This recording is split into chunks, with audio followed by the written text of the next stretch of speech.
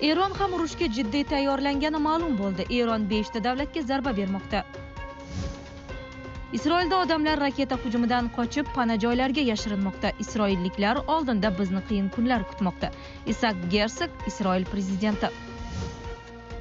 So'nggi jang. Pahlaviy Eron xalqiga murojaat yo'lladi. Tramp eronliklarni hukumatini ag'darishga chaqirdi. Dunyo siyosatini biz bilan faol kuzatib borayotgan tomoshabinlarga assalomu alaykum. Erkaklar, e'tibor qiling. Agar sizni tez-tez peshob kelishi yoki pastki qorin sohasidagi noqulay og'riqlar bezovta qilayotgan bo'lsa, yechim mavjud. Sedanachi Muxtor milliy brendidan Prastamix. Turkiyalik tajribali urolog Yunus Tur tavsiyasiga asoslangan ushbu mahsulot Turkiya an'analari va zamonaviy yondashuv uyg'unligida ishlab chiqilgan. Tarkibida 17 xil shifobaxsh giyohdan iborat kuchli formula jamlangan bo'lib, ISO va halol sertifikatlariga ega. Sog'likni ertaga qoldirmang. Hoziroq qo'ng'iroq qiling. Prastamixni tanlang. O'zingizga bo'lgan ishonchni qaytaring. Eron ham urushga jiddiy tayyorlangani ma'lum bo'ldi. Eron 5 ta davlatga zarba bermoqda. Yaqin Sharqda vaziyat keskin ravishda yangi bosqichga o'tdi. Eron Islom inqilobi muhofizlari korpusi Isroilga qarshi keng ko'lamli harbiy operatsiya boshlaganini rasman e'lon qilib, raketa va uchuvchisiz uchish apparatlari orqali amalga oshirilayotgan zarbalarni javob operatsiyasining birinchi to'lqini deb atadi. Tehron bayonotida bu hujumlar Eron hududi va manfaatlariga qarshi amalga oshirilgan tajovuzlarga javob ekani ta'kidlandi, hamda operatsiyalar vaqt jihatidan cheklanmasligi ochiq bildirildi. Eron rasmiylari AQSh va Isroilning ehtimoliy qo'shma zarbasi ular uchun kutilmagan bo'lmaganini, shu sababli javob strategiyasi oldindan tayyorlanayotganini aytmoqda. Yuqori lavozimli amaldor Al Jazeeraga bergan izohida Eronni tinchlanishga, zarbalarni cheklashga yoki taslim bo'lishga chaqirayotganlar xom xayol bilan yashayotganini bildirib, har qanday bosim rad etilishini ma'lum qildi. Harbiy keskinlik faqat Isroil bilan cheklanib qolmaydi. Mintaqalardagi AQSh harbiy infratuzilmasi ham nishonga olinayotgani haqida xabarlar paydo bo'ldi. Bahrayn poytaxti Manamadagi Jufair tumanida joylashgan AQSh harbiy dengiz kuchlariga Fors ko'rfazidagi asosiy bazasi atrofida portlashlar kuzatilgani, osmonni tutun qoplagan haqida videolar tarqaldi. Ayrim manbalar hududga Eron ballistik raketalari uchib kelganini da'vo qilmoqda.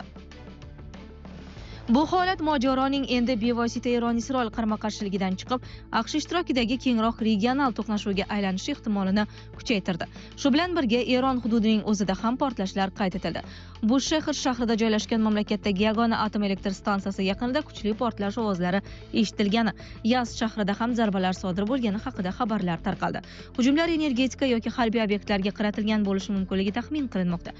Ammo zarar miqyosi va sabablari hozircha aniq tasdiqlanmagan. Agar energetika infratuzilmasi nishonga olingan bo'lsa, bu mojaroning strategik bosqichiga o'tganini anglatadi. Mintaqaviy zanjir reaksiyasi alomatlari ham tobora kuchaymoqda. Yaman hududida faoliyat yurituvchi husiylar harakati Qizil dengizda xalqaro savdo yo'llari orqali harakatlanayotgan kemalarga qarshi hujumlarni qayta boshlashi mumkinligi e'lon qilindi. Ular bayonotiga ko'ra, zarbalar global savdo uchun muhim bo'lgan dengiz yo'llagiga ta'sir qilishi mumkin va bu harakat mintaqadagi harbiy strategiyaning bir qismi sifatida ko'rilmoqda. Bu esa energetika va logistika bozori uchun jiddiy xavf tug'diradi. Fors ko'rfazi davlatlarida ham xavotir kuchaymoqda. Qatar poytaxti Dohada portlashlar haqida xabarlar paydo bo'ldi. Mahalliy mudofaa tuzilmalari esa Eron tomonidan uchirilgan raketalar tutib qolinganini bildirgan. Rasmiy ma'lumotlar to'liq tasdiqlanmagan bo'lsa-da, mintaqa bo'ylab havo hujumidan mudofaa tizimlari maksimal jangovar holatga keltirilgani aytilmoqda. Umuman olganda voqealar rivoji Yaqin Sharqdagi qarama-qarshilik endi alohida epizodlik zarbalardan chiqib, ko'p davlatlarni qamrab olishi mumkin bo'lgan keng regional inqiroz bosqichiga kirganini ko'rsatmoqda. Harbiy harakatlar Isroil, Eron, AQSh harbiy bazalari, Fors ko'rfazi davlatlari hamda Qizil dengiz savdo yo'llarigacha yoyilayotgani global xavfsizlik, energiya narxlari va xalqaro siyosiy muvozanatga bevosita ta'sir ko'rsatishi mumkin. Isroilda odamlar raketa hujumidan qochib, pana joylarga yashirinmoqda. Isroilliklar oldinda bizni qiyin kunlar kutmoqda. Isak Gersog, Isroil prezidenti. Isroil hududi keng ko'lamli raketa tahdidi ostida qoldi. Eron tomonidan amalga oshirilayotgan zarbalar ortidan mamlakatning turli shaharlarida havo hujumi signallari yangrab, minglab fuqarolar boshpanalar, yer osti pana joylari va himoyalangan hududlarga shoshilinch ravishda yashinayotgani kuzatilmoqda. Favqulodda vaziyat rejimi deyarli butun mamlakat bo'ylab joriy etilgan bo'lib, aholi harbiy qo'mondonlik ko'rsatmalariga qat'iy amal qilishga chaqirilmoqda. Isroil prezidenti Isak Herzog xalqiga murojaat qilib, vaziyatni tarixiy va dramatik burilish nuqtasi deb atadi. U AQSh va Isroil armiyalari tomonidan Eron tahdidiga qarshi boshlangan qo'shma operatsiyani strategik qaror sifatida baholab, AQSh prezidenti Tramp hamda bosh vazir Netanyahuga minnatdorlik bildirdi. Herzog ochiqchasiga Isroilni og'ir kunlar kutayotganini tan olib, fuqarolarni sabr-toqatli bo'lishga, harbiylarga esa to'liq ishonch bildirishga chaqirdi. Prezidentga ko'ra, mamlakat bir vaqtning o'zida quruqlik, dengiz va havo frontlarida tarixiy sinovdan o'tmoqda. Bosh vazir Netanyahu ham Eron hududiga berilgan zarbalar yuzasidan keskin siyosiy bayonot bilan chiqdi. U operatsiyani faqat harbiy maqsadlarni ko'zlashini, balki Eron ichidagi turli millatlar, forslar, kurdlar, ozarbayjonlar va balujlar uchun o'z taqdirini o'zi belgilash imkoniyatini ochish mumkinligini ta'kidladi. Netanyahu Isroil jamiyatini birlashishga chaqirib, mamlakat xavfsizligi uchun uzoq davom etishi mumkin bo'lgan kurash boshlanayotganiga ishora qildi. Uning bayonoti mojaro faqat mudofaa operatsiyasi emas, balki kengroq geosiyosiy maqsadlarni ham o'z ichiga olayotganini anglatadi. Harbiy jihatdan esa Isroil mudofaa kuchlari Tzahal AQSh qurolli kuchlari bilan birgalikda Sher g'azabi deb nomlangan keng ko'lamli qo'shma kampaniya boshlanganini tasdiqladi. Rasmiy ma'lumotlarga ko'ra, operatsiya doirasida Eron hududidagi o'nlab harbiy obyektlar, raketa infratuzilmalari hamda strategik nishonlarga aniq razvedka ma'lumotlari asosida zarbalar berilmoqda. Tzahal Eronning yadroviy dasturi, raketa ishlab chiqarish salohiyati va Isroil chegaralari yaqinidagi proksi kuchlarni moliyalashtirish faoliyatini mamlakat xavfsizligiga to'g'ridan-to'g'ri tahdid sifatida baholadi. Harbiylar operatsiya zarurat tug'ilguniga qadar davom etishini bildirgan. Ichki frontda ham tayyorgarlik maksimal darajada olib chiqildi. Isroil Sog'liqni saqlash vazirligi barcha shifoxonalarni eng yuqori jangovar tayyorgarlik rejimiga o'tkazib, muhim tibbiy bo'linmalarni yer osti va himoyalangan zonalarga ko'chirishni buyurdi. Bu qaror mamlakat keng miqyosli raketa zarbalari yoki uzoq davom etadigan urush ssenariysiga tayyorlanayotganini ko'rsatadi. So'nggi jang. Pahlaviy Eron xalqiga murojaat yo'lladi. Video. Eron sobiq valiahd shahzodasi Rizo Pahlaviy Eron xalqiga murojaat qilib, mamlakat uchun hal qiluvchi lahzalar kelganini ta'kidladi.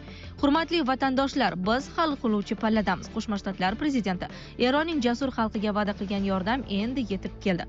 Bu gumanitar aralashuv va uning maqsadi buyuk Eron mamlakati va xalqi emas, balki zulm apparati va o'ldirish mashinasi bo'lgan Islom Respublikasidir degan Pahlaviy. Shuningdek, bu so'nggi jang ekanini va unda Eron xalqi Islom Respublikasi tuzumi ustida g'alaba qozonishi ta'kidlangan.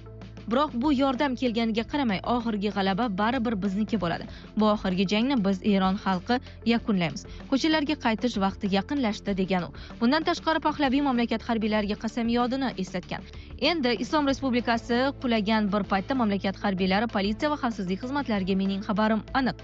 Siz Islom Respublikasi va uning rahbarlarini emas, balki Eron va Eron xalqini himoya qilishga qasamyod qildingiz. Sizning burchingiz xalqni himoya qilishdir. Vatanimizni zulm va jinoyat orqali garovga olgan rejimni emas. Xalqqa qo'shiling va barqaror va xavfsiz o'tishni ta'minlashga yordam bering. Aks holda siz Xamenei va uning rejimining buzilgan kemasi bilan birga cho'kib ketasiz degan Pahlaviy o'z murojaatida.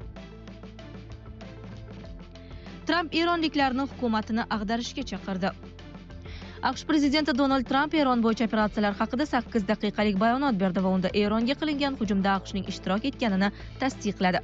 Uning qayd etishicha, Eronga qilingan harbiy operatsiyalar Amerika xalqini himoya qilish uchun amalga oshirilmoqda. Amerika qo'shinlari yaqinda Eron hududida katta harbiy operatsiyani boshladi. Bizning maqsadimiz amerikaliklarni himoya qilish va Eron rejimidan keladigan bevosita tahdidlarni yo'q qilishdir. Bu juda qattiq qo'l va dahshatli odamlar guruhi. Ularning tahdid soluvchi faoliyati to'g'ridan-to'g'ri AQShga, bizning qo'shinlarimizga, chet eldagi bazalarimizga va butun dunyo bo'ylab ittifoqchilarimizga xavf tug'diradi degan Tramp. U shuningdek, AQSh Eron raketalarini yo'q qilishi va ularning raketa sanoatini yer bilan yakson qilishini ham ma'lum qilgan. Isroilning tezkor operatsiyasi. Bugun 28 fevral kuni AQSh Isroil bilan birgalikda Eron hududiga hujumlar uyushtirishni boshladi. Qatardagi AQSh elchixonasi barcha xodimlarga zudlik bilan xavfsiz joylarda boshpana izlash buyrug'ini bergan. Eronning Mehr axborot agentligi Tehrondagi Eron razvedka binosiga hujum qilinganini da'vo qilmoqda.